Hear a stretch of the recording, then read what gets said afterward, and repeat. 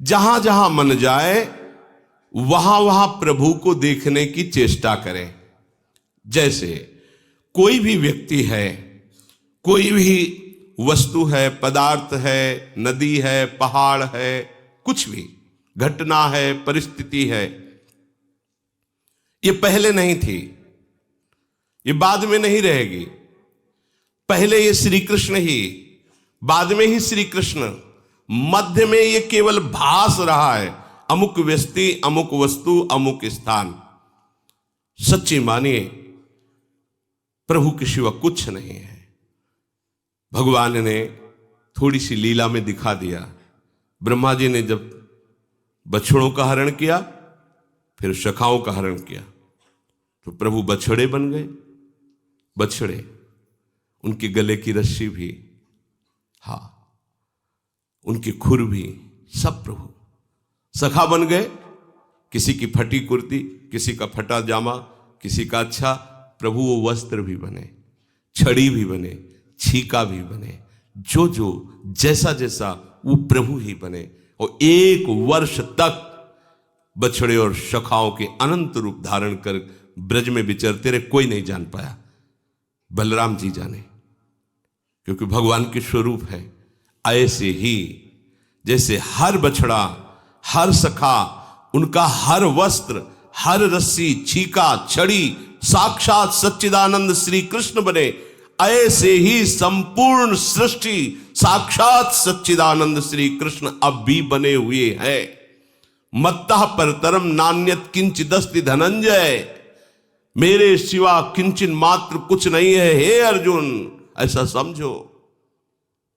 तो पहले भी प्रभु भगवान उपदेश करते, सृष्टि के पहले मैं ही मैं, सृष्टि के बाद जो शेष बचा वो मैं ही मैं, तो मध्य में मैं ही मैं हूं, ऐसा अनुभव करो, क्योंकि वही है। तो दूसरी पद्धति मन के लगाने की है। जहां जहां मन जाए, जिस वस्तु में, जिस व्यक्ति में, जिस स्थान में, उसमें अपने आराध्य देव की तत्काल भावना कीजिए। चिद चिद लक्षणम सर्वम राधा कृष्णमयम जगत। जय हो प्रिया प्रीतम, जय हो प्रिया प्रीतम। आपका ये भी रूप, आपका ये भी रूप, आपका ये थक जाएगा मन, ये मन ऊब जाएगा, कहेगा नहीं ऐसा नहीं, क्योंकि इसको स्वाद नहीं मिल पाएगा उस माया प्रपंच का। जहां जहां जाए वहीं वहीं ये सूत्र प्रभु है, मेरे प्रभु, जय हो प्रभु आपके नाम चल रहा है, जय हो प्रभु आप। ये हार जाएगा, और ये हार गया तो आप जीत गए। जहां ये हारा आपके अधीन हो जाएगा, इसको निराश करना है, इस बात से निराश हो जाएगा। सत्ता में कोई भी नाम रूप अन्य नहीं है। नासतो विद्यते भावो, ना भावो विद्यते सता। असत की सत्ता नहीं, सत का कभी अभाव नहीं। सच्चित आनंद घन प्रभु श्री कृष्ण, कभी अभाव नहीं, कहीं अभाव नहीं, कण कण में विराजमान। मन जहां जहां जो जो चिंतन करे वही भगवान का चिंतन करो। यही भी, ये भी भगवत स्वरूप है, ये भी भगवत स्वरूप है। आपका मन स्थिर हो जाएगा, चंचलता रहित हो जाएगा। तीसरा, साधक जब आराध्य देव में मन लगाने का अभ्यास करता है तो उसे सांसारिक बातें याद आती हैं। इससे साधक घबराता है। जब मैं संसार का काम कर रहा था, व्यवहार का काम कर रहा था, तब तो इतनी गंदी बातें नहीं आती थी, इतना गंदा मन नहीं था।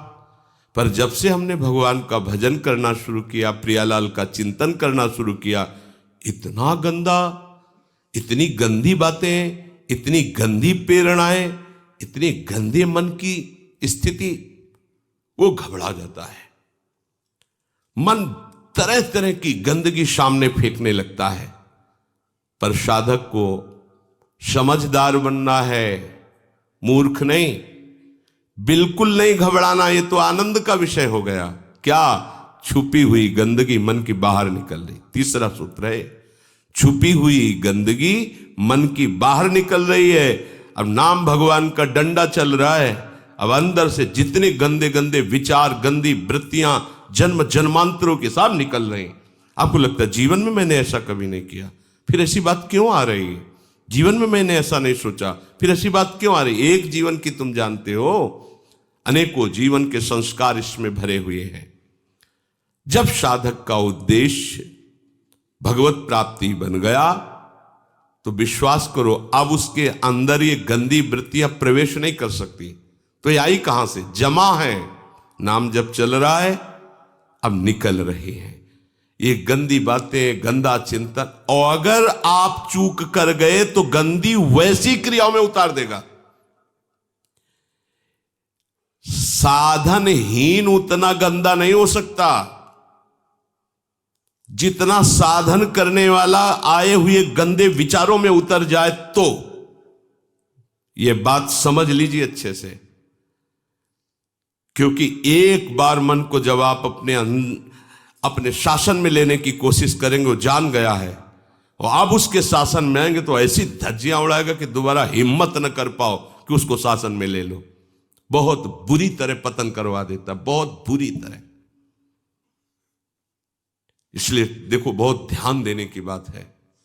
जब उपासक अपना लक्ष्य बना लेता है कि मुझे भगवत प्राप्ति करनी सच्चे हृदय से, तो पहली बात तो समझ लो उसके हृदय में अब गंदे विचार, अपने संस्कार नहीं डाल सकते, क्योंकि लक्ष्य विराजमान है। जब कोई सच्चाई से साधन में चलता है तो उसकी मन स्थिति में जितनी भी पाप प्रवृत्तियां हैं वो सब निकलती हैं। आप धैर्यपूर्वक रहिए, चुप रहिए, शांत रहिए। जब कोई सांसारिक कार्य करता है उस समय मन घसीटता है कुप्रवृत्तियों को, तो साधक को समझ में नहीं आता है। जब आप गंदे कार्य कर रहे होते हैं, शास्त्र विरुद्ध कार्य कर रहे होते हैं, तो आपका मन पूरे सपोर्ट में होता है। कभी वो आपको ऐसा नहीं कि गंदा कार्य कर रहे हैं दूसरा चिंतन करवा दे। ध्यान देना, जब आप विषय सेवन कर रहे होते हैं, गंदे कार्य कर रहे होते हैं, गंदे दृश्य देख रहे होते हैं, गंदी बातें सोच रहे होते हैं, तब आपको कहीं भी मन विक्षेप नहीं पहुंचाएगा। क्यों? कि उस समय अधीन करके पूरी की पूरी कैसेट लोड कर रहा है अपने अंदर, पूरा का पूरा माल समेट रहा है, कुप्रवृत्तियां अंदर भर रहा है।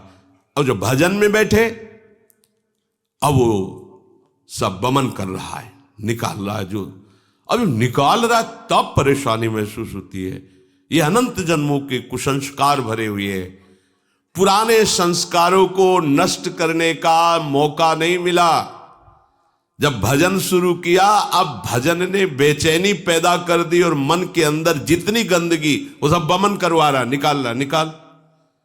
क्योंकि इसमें नामामृत भरेगा। जैसे कोई सरोवर हो तो कछुआ, मेढक सब आनंदित रहते हैं, और जो ही गजराज प्रवेश करता सब निकल निकल के बाहर बैठते हैं, क्योंकि उसके पैर के नीचे पड़ जाएंगे, मर जाएंगे। ऐसे ही नाम गजराज है।